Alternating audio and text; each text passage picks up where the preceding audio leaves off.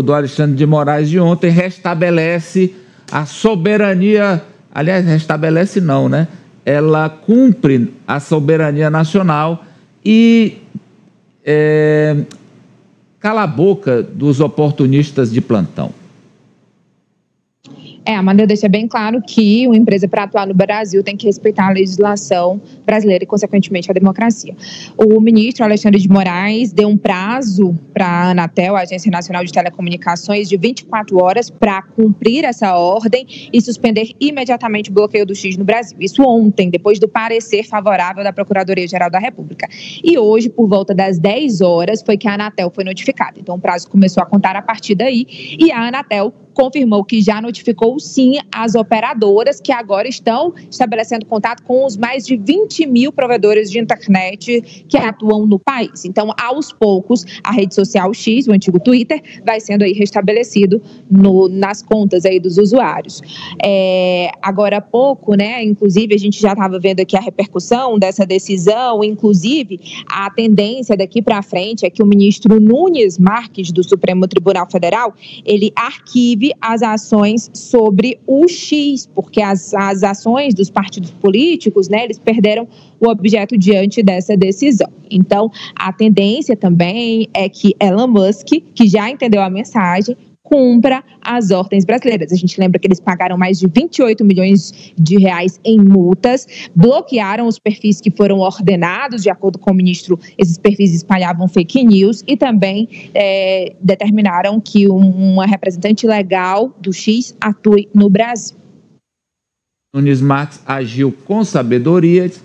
Não, vamos aguardar aqui o que a PGR vai decidir, o que o ministro Alexandre, que é o titular, vai decidir.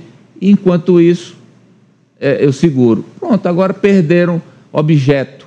Quem quis questionar uma decisão inquestionável da soberania brasileira. Ficou tão claro isso, professor Vila, que o Brasil não é republiqueta de bananas. E isso é importantíssimo. Primeiro, claro, concordo com você, a decisão do ministro Nunes Marques é absolutamente correta. Segundo, houve um período na América Latina, da história da América Latina, que as empresas americanas, à época chamada de multinacionais, hoje as pessoas pouco usam essa expressão, mas era muito usada até tempos atrás, elas tinham uma interferência direta na vida política dos países, né? Quando algum governo, de alguma forma, colocava os interesses nacionais à frente dos interesses dessas empresas, elas conspiravam contra esses governos. Exemplos são muitos. Um, na América Central, a Guatemala, né? Quando o presidente Arbenz foi derrubado numa conspiração com aquela empresa, o Night Fruit Company, né, americana que atuava na região. E aqui no Chile, em 1973, o 11 de setembro, trágico, né, com a participação de empresas americanas derrubando o governo Allende. Bem, o momento histórico é outro. E o ministro Alexandre de Moraes mostrou quão correto ele estava. Ou seja, ele não estava querendo dar uma de xerifão, bater de frente com o Twitter, vamos usar a denominação antiga, com o senhor Musk, nada disso. Ele estava simplesmente querendo cumprir a lei, que parece que cumprir a lei é uma coisa extraordinária. Não, porque o ministro Alexandre de Moraes falou, olha, precisa cumprir a lei, precisa ter um representante legal. Quando vem alguma notificação da Justiça Brasileira, tem de ser cumprida pelo representante legal, e, portanto, se for para tirar um perfil do ar, suspendê-lo, e etc.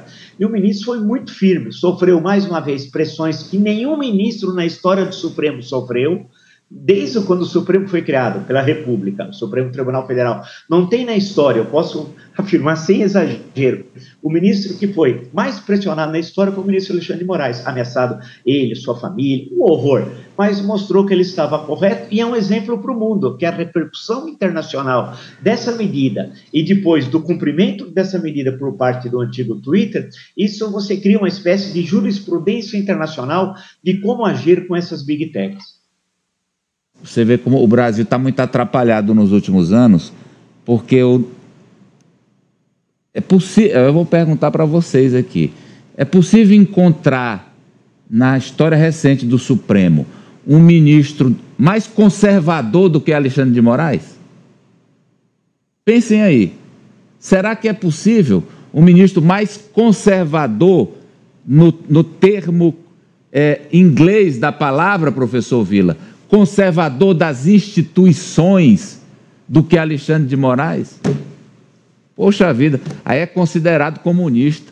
É tudo trocado no Brasil de hoje, é tudo trocado. Você lembra quando ele era ministro de Michel Temer? Sim. Que ele era considerado da extrema-direita.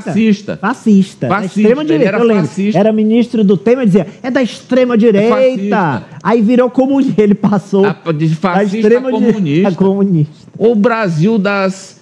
Alexandre de Moraes, que já cortou o pé de maconha no facão, né? Cortou, exato. Como secretário de Segurança de São Paulo, cortava pé de maconha. Não existe alguém tão conservador institucionalmente como ele, está lá no Supremo. É considerado um ministro comunista. Querem a cabeça dele porque ele é comunista. Meu Deus, Brasil, acorda. Que é isso, Brasil? Acorda, porque...